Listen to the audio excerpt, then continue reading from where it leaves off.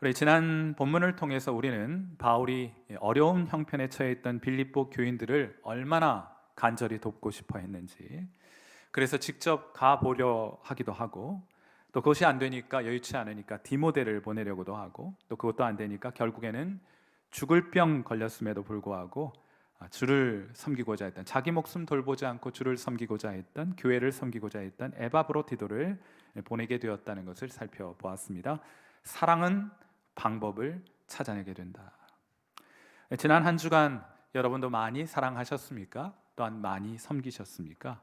창의적으로 방법을 찾아내셨습니까? 빌립보 상황에 대한 바울의 처방은 지난 본문으로 일단락이 되었습니다. 이제 바울은 빌립보 교인들이 계속해서 하나님을 기쁘시게 하는 삶을 살아가도록 권고하게 됩니다. 교인들이 하나님을 기쁘시게 하는 방법에 대해서 그러므로 소개하고 있어요. 오늘 설교에 세 가지 요점이 있습니다. 그 첫 번째 요점은 이것이에요. 성도는 인간적인 것을 의지하지 말아야 한다. 저를 따라서 한번 해보겠어요? 성도는 인간적인 것을 의지하지 말아야 한다. 이것이 첫 번째 요점입니다. 빌립보서 3장 2절 말씀입니다. 같이 한번 읽습니다. 시작. 개들을 삼가고 행악하는 자들을 삼가고 몸을 상해하는 일을 삼가라.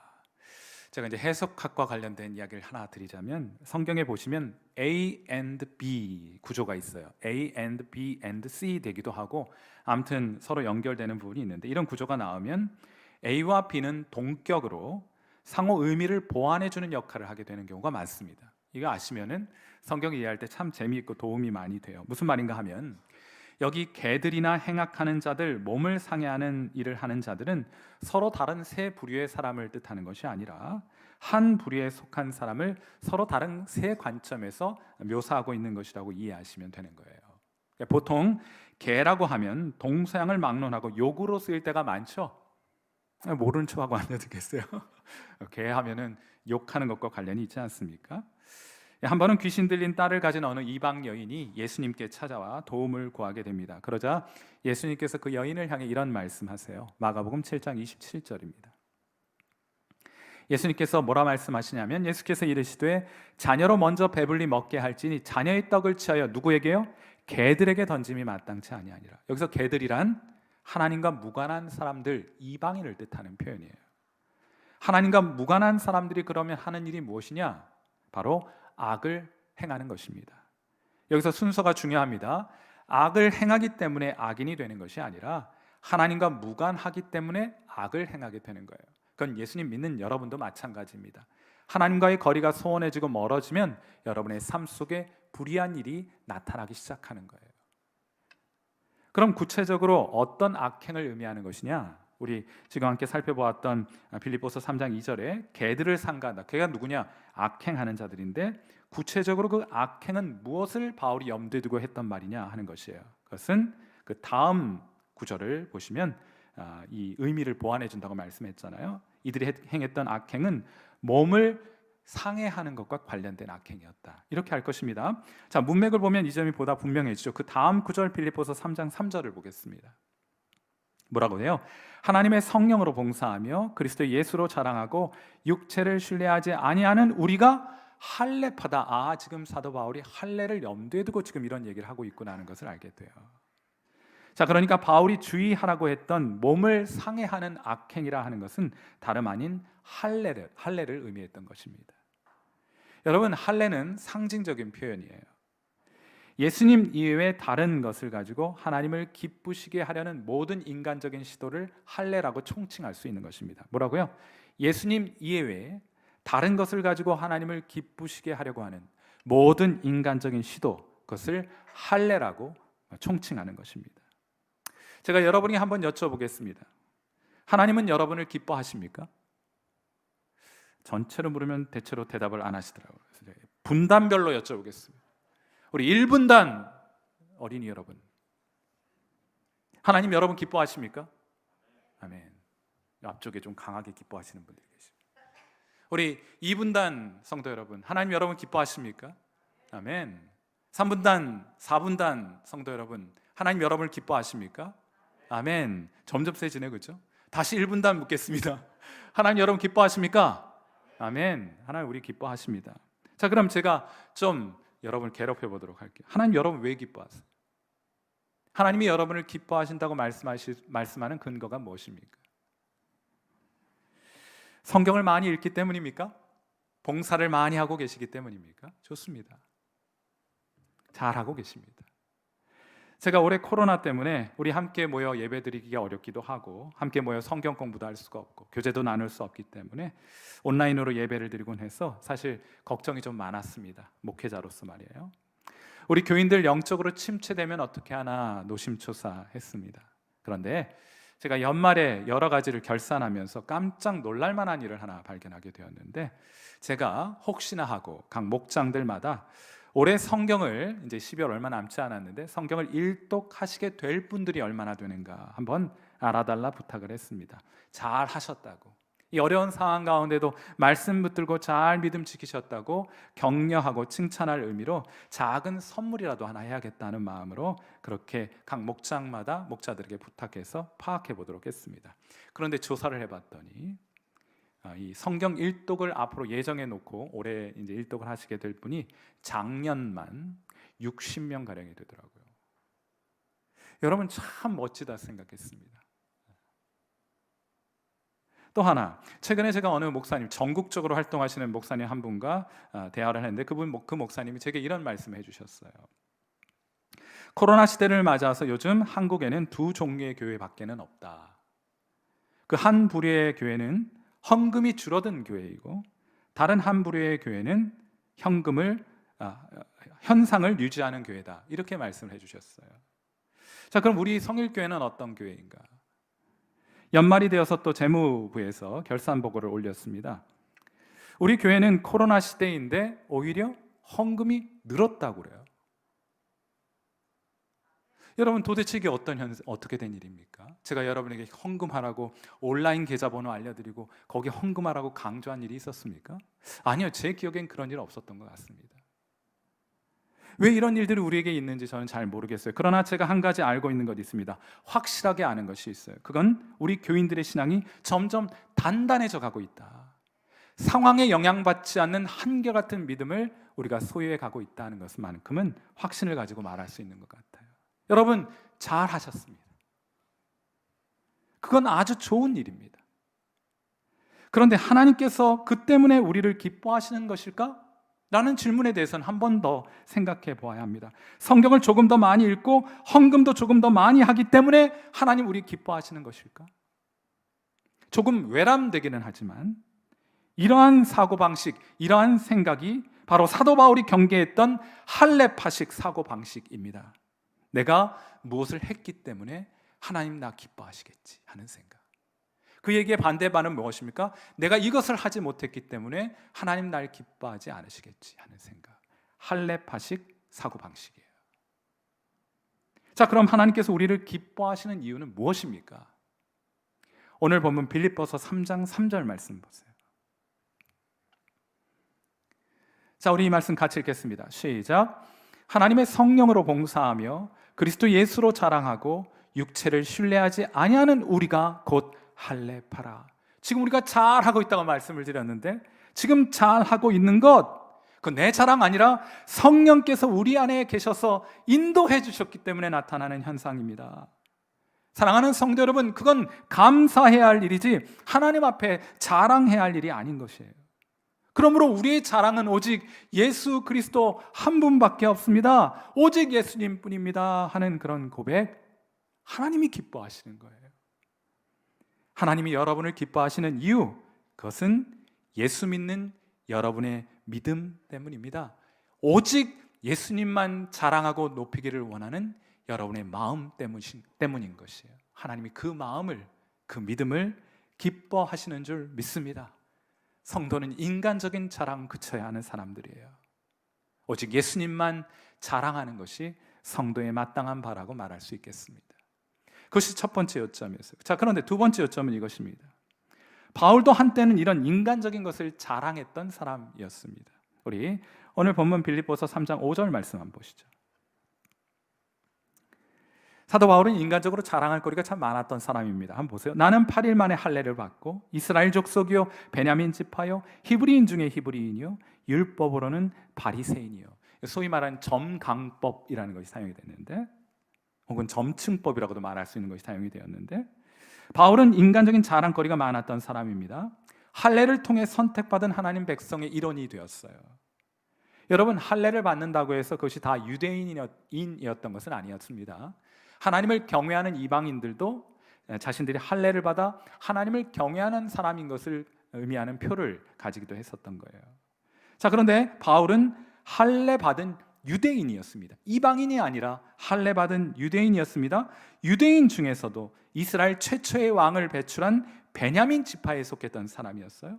게다가 어머니 아버지, 베냐민 지파에 여러 부류의 사람들이 있을 텐데 그 중에 어머니 아버지 모두가 히브리인이었어요. 그래서 히브리어를 모국어로 사용할 수 있을 만큼 히브리인 중에 히브리인이었습니다. 사도 바울은 이것을 선택하지는 않았지만 좋은 조건을 가진 가정에 태어났던 것이에요. 좋은 가문 출신이었습니다. 게다가 사도 바울은 좋은 조건에서 태어났을 뿐만 아니라 살기도 참 열심히 살았던 사람이에요. 그는 당대 가장 경건한 종파에 속하여서 최고의 학문을 수학했습니다. 그런데 문제는 그 열정과 그 학식을 가지고 무엇을 했느냐 하는 것인데, 그 열정과 그 열심과 그 학식과 능력과 출신 배경을 가지고 무엇 했느냐? 빌립보서 3장 6절 말씀입니다. 같이 한번 읽어봐요. 시작. 열심으로는 교회를 박해하고 율법의 의로는 흠이 없는 자였습니다 하고 고백하는 거예요. 사랑하는 성도 여러분, 열심히 살아가는 것은 참 중요한 것입니다. 열정을 가지고 살아가는 것은 참 중요한 것이에요. 그러나 그보다 훨씬 더 중요한 것이 있습니다.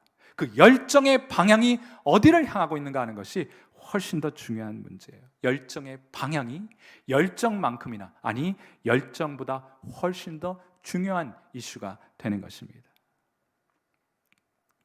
한 청년이 도보로 전국을 여행하다가 어느 외딴 시골 마을에 도착했을 때 그만 자기가 길을 잘못 들어 길을 잃게 되었다는 사실을 알게 되었어요. 그는 지나가는 노인에게 도움을 구했습니다. 그러자 노인은 그 청년을 물끄러미 바라보더니 이렇게 묻습니다. 자네는 지금 여기가 어디인 줄 알고 있는가? 네, 이 마을로 들어설 때 제가 이정표를 확인했거든요. 제가 어디 있는지는 잘 알고 있습니다. 그러자 노인이 다시 그에게 묻습니다. 그러면 가고자 하는 곳이 어딘지도 알고 있는가? 네, 알고 있습니다. 저는 이러저러한 곳을 가고자 합니다.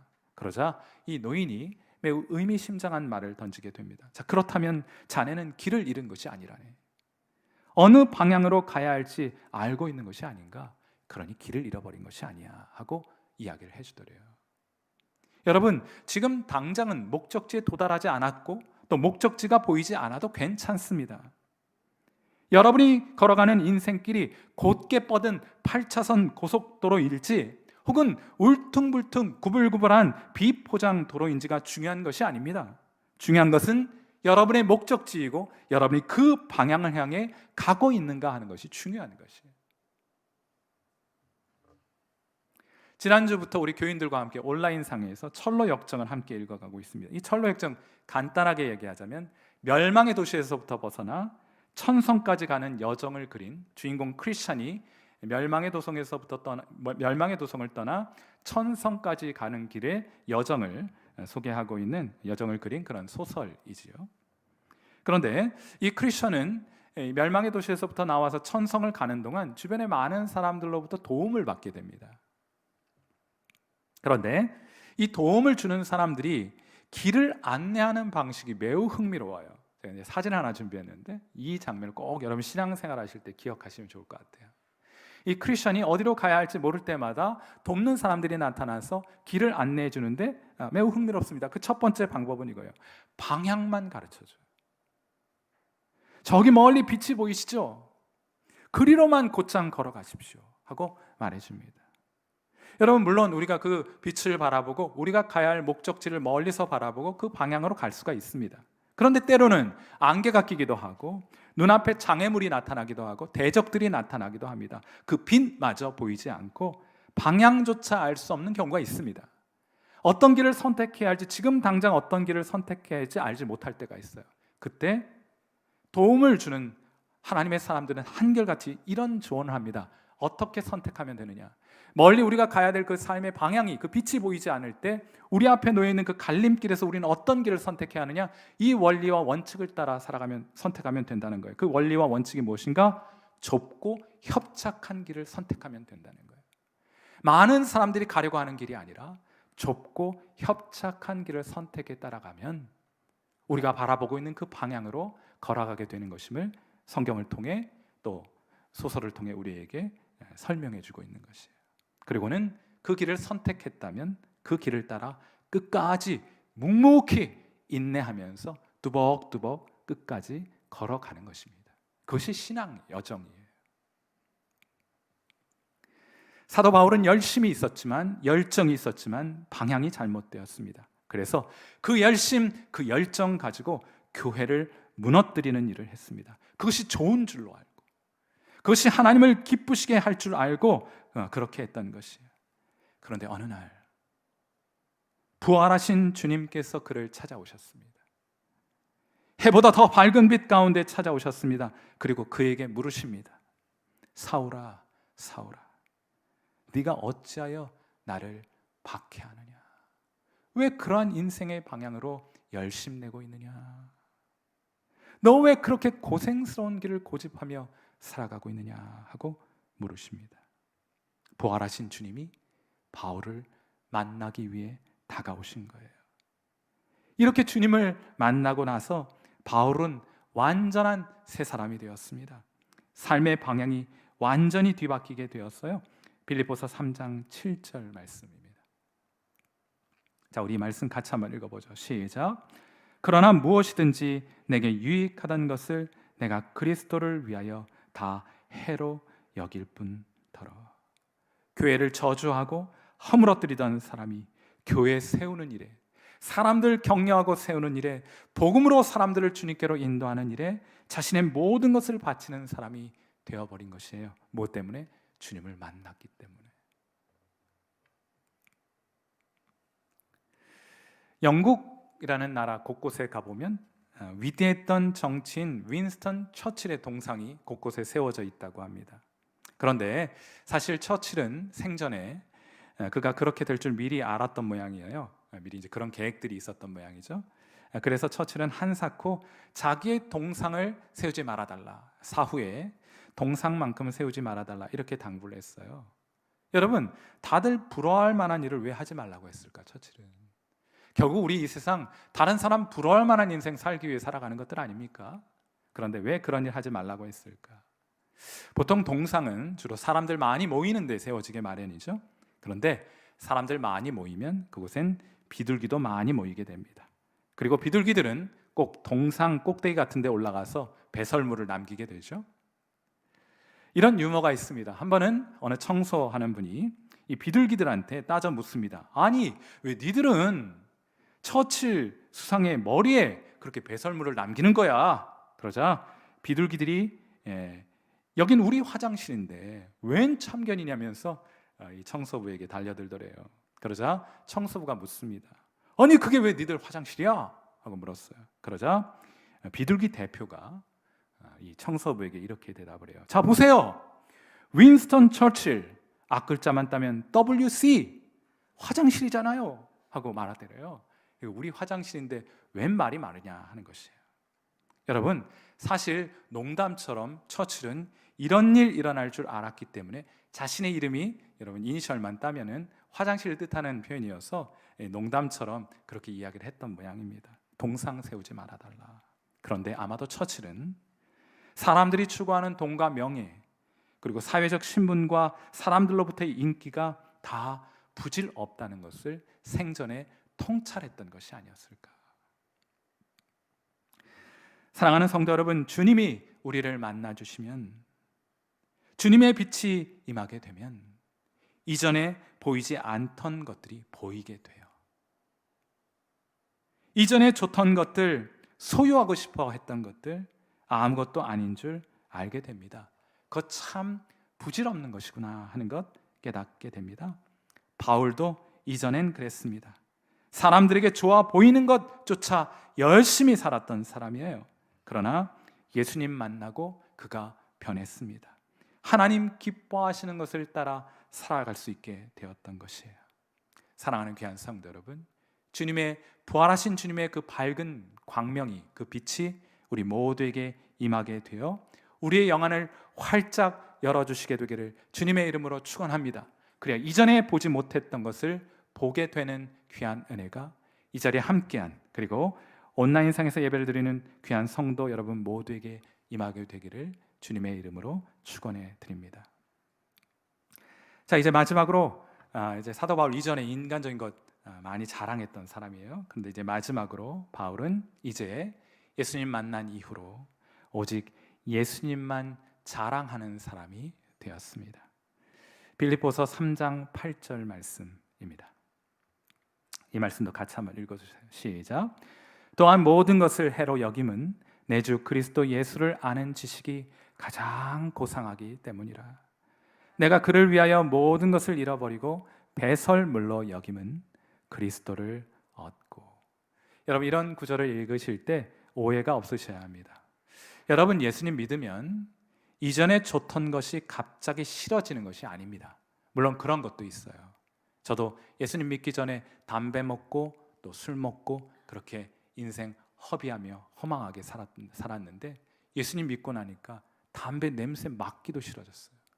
술 마시는 사람들 곁에 앉고 싶지도 않아졌습니다. 그런 것도 있는데 대체로는 여러분, 예수님 믿게 되면 이전에 좋던 것이 갑자기 싫어지는 것은 아닙니다. 외람되지만 제가 이런 질문 하나 던져보죠. 여러분은 돈을 좋아하십니까? 뭐 아닌 것처럼 앉아 계시는데 제가 다 알고 있습니다. 돈 좋죠. 좋아합니다. 자, 그러면 여러분이 예수님 믿게 되면 돈이 막 싫어지고 그렇습니까? 그런 분들 계시거든. 저를 꼭 좀 만나 주시길 되기를 바라고 그 싫어하는 거 저한테 주시면 제가 잘 받도록 하겠습니다. 그런 일 있지 않아요. 그렇지 않습니다. 좋은 것은 여전히 좋습니다. 좋은 옷은 여전히 좋은 것이고 좋은 차, 좋은 집 여전히 좋은 것입니다. 하지만 달라지는 것이 있어요. 그보다 훨씬 더 좋은 것이 있다는 것을 알게 된다는 거예요. 그래서 이전에 좋던 것 있으면 좋지만 없어도 크게 상관은 없습니다. 비교할 수 없을 정도로 좋은 것이 우리에게 생겼기 때문인데 그것이 무엇입니까? 바로 예수 그리스도이십니다. 그분을 아는 지식이 가장 고상한데 내가 그분을 알게 되었으니 그 외에 다른 것 있으면 좋겠지만 없어도 크게는 상관없습니다 하는 것이 신앙의 태도예요. 신앙을 여러분이 가지게 되었다는 것은 좋은 것과 좋아하는 것과 자랑하는 자랑거리가 바뀌게 되었다는 것을 뜻하는 거예요. 예수님 믿게 되었는데 여전히 세상적인 것 좋아하고 세상적인 것만 자랑하는 입술을 가졌다면 여러분은 아직 거듭나지 못한 것이고 주님을 만나지 못한 거예요. 이게 뭐 설득해서 되는 일 아닙니다. 이건 안 좋은 거야. 예수님 이게 좋은 거야. 그러니까 이거 추구해야 돼 라고 설득하고 설명한다고 해서 되는 일이 아니에요. 어떻게 가능한 일입니까? 그건 여러분 예수님 만나면 가능해지는 거예요. 그래서 여러분 예수님 만나 그분의 참된 가치를 발견하게 되면 설득하지 않아도 자연스럽게 그렇게 됩니다. 가장 좋은 것 발견했는데 그만 못한 것에 우리가 집착할 필요가 무엇이 있겠어요? 그러므로 여러분의 시선을 오직 그리스도께 고정할 수 있게 되기를 바랍니다. 그분이 아니면 아무것도 아니라고 고백하는 여러분 되시기를 바랍니다. 그리스도 예수를 아는 지식이 가장 고상하니 그 지식 내게 달라 하나님께 간구하시는 여러분 되시기를 주님의 이름으로 축원합니다. 아멘. 이걸 아셔야죠. 이거 아셔야죠. 이 세상 헛된 것만 쫓아 인생 살아가다가 주님 우리가 어떻게 배울 수 있겠습니까? 주님 알아야죠.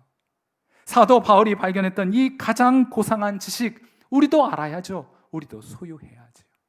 그러니 하나님께 이 지식 달라, 주님 만나게 해달라 간구하시는 여러분 되시기를 주님의 이름으로 축원합니다. 한 청년이 우연히 라디오 공개방송에 출연을 했다가 일약 스타덤에 오르게 되었습니다. 아마 이 뭐 오디션 프로그램이었는지 출연했다가 스타덤에 올랐어요. 연일 막 방송 제의가 들어오고 많은 돈이 걸린 계약들이 제안되었습니다. 하지만 이런 제안들을 받으면 받을수록, 그런 것에 욕심을 내면 욕심을 낼수록 웬일인지 이 청년의 마음이 편하지 않습니다. 우리 같았으면 덜컥 잡았을 것이라고 생각했는데 하는데, 이 청년은 그런 제안이 많아지면 많아질수록 마음이 편하지 않은 거예요. 그 앞에 놓여있는 길 가운데 어떤 길을 선택해야 할지 알지 못할 때 그 순간 어머니가 시를 한 편 건네게 됩니다. 그리고 이 청년이 그 시를 읽다가 깊은 감명과 감동을 받게 돼요. 주님이 그 시를 통해 다가오셔서 그의 마음을 어루만져 주신 것입니다. 그는 눈물을 흘리며 곧바로 펜을 들어 이 시의 멜로디를 입히게 됩니다. 그 시, 그 찬송이 어떤 찬송인가 하면, 주 예수보다 더 귀한 것은 없네. 이 세상 부귀와 바꿀 수 없네. 세상 즐거움 다 버리고 세상 자랑 다 버렸네. 주 예수보다 더 귀한 것은 없네. 예수 밖에는 내게 없네 하는 찬송, 우리가 잘 알고 있는 찬송가 94장이 이렇게 해서 이 세상의 모습을 드러내게 된 거예요. 그는 그 즉시 세상적인 인기와 재물을 뒤로하고 오직 자기의 재능을 주님만을 위해 사용하기로 결단합니다. 저 빛이 보이는 곳으로, 그 방향으로 걸어가기로 했고, 그 앞에 놓여있는 많은 길 가운데 사람들이 잘 가려하지 않는 좁고 협착한 길을 따라 걸어가기로 선택했던 거예요. 바로 이 청년이 위대한 설교자, 위대한 복음 전도자 빌리 그레엄 목사님의 평생 동역자, 바로 조지 쉐아 목사님이에요. 사랑하는 성도 여러분, 저는 오늘 설교를 시작하면서 던진 질문으로 여러분을 다시 한번 초대하고 싶습니다. 하나님이 여러분을 기뻐하시는 이유가 무엇인가? 하나님이 우리를 기뻐하시는 이유가 무엇인가? 하나님 말씀 사랑하고 귀한 헌신을 드리고 봉사하고 우리의 재물을 주님께 드리는 것, 하나님 물론 기뻐하십니다. 하지만 그 정도의 기쁨은 하나님께는 충분하지 않은 것이에요. 우리 하나님 최고의 하나님입니다. 그러므로 그분께 사랑을 드리려거든 온 마음과 정성과 뜻과 목숨을 다하여 하나님을 사랑해야 하는 거예요. 우리 하나님은 최고의 하나님입니다. 그러므로 여러분이 그분에게 기쁨을 드리려거든 최고의 기쁨을 드려야 함이 마땅하지 않겠습니까? 여러분이 하나님께 드릴 수 있는 최고의 기쁨이 무엇입니까? 우리 하나님께서 가장 기뻐하는 것이 무엇입니까? 그것은 바로 그분의 아들 그리스도 예수께 대한 여러분의 사랑의 고백, 그분을 향한 여러분의 믿음, 예수님을 사랑하고 오직 예수님만을 자랑하기로 하는 여러분의 입술, 하나님이 가장 기뻐하시는 것은 바로 여러분의 예수님을 향한 사랑과 믿음인 줄 믿습니다. 올해 시작한 지 엊그제 같은데 벌써 12월 달 첫 주가 되었습니다. 한 해를 돌아보면 내가 도대체 뭘 했나 싶기도 하고 아쉬움과 후회가 많이 남기도 할 것입니다. 신앙적으로 돌아보아도 늘 부족하고 주님께는 죄송한 마음뿐이에요. 하지만 오늘 본문을 묵상하면서 이런 생각하게 돼요. 하지만 그럼에도 불구하고 우리에게는, 여러분들에게는 이런 고백이 있지 않습니까? 하나님, 그래도 전 여전히 예수님 믿고 의지하고 있어요. 이 세상 거 다 좋지만 그러나 예수님보단 좋을 수 없어요. 주님 사랑해요. 주님 나의 주님이시고 나의 구원자이십니다 하는 그런 믿음은 우리에게 있잖아요. 여러분, 그것이면 하나님께는 사실 충분합니다. 하나님 여러분을 기뻐하십니다. 하나님 여러분을 자랑스러워 하십니다. 제가 설교 준비하는데 하나님이, 제가 설교자잖아요. 하나님이 꼭 이 마음을, 이 말씀을 여러분에게 전해드리라고 하시는 것 같아요. 하나님 여러분 기뻐하십니다. 하나님 여러분을 자랑스러워 하십니다.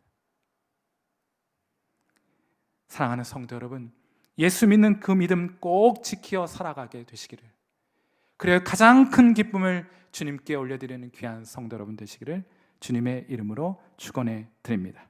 우리 함께 기도하도록 하겠습니다. 자, 우리 반주 들으시면서 하나님 앞에 함께 기도하도록 하죠.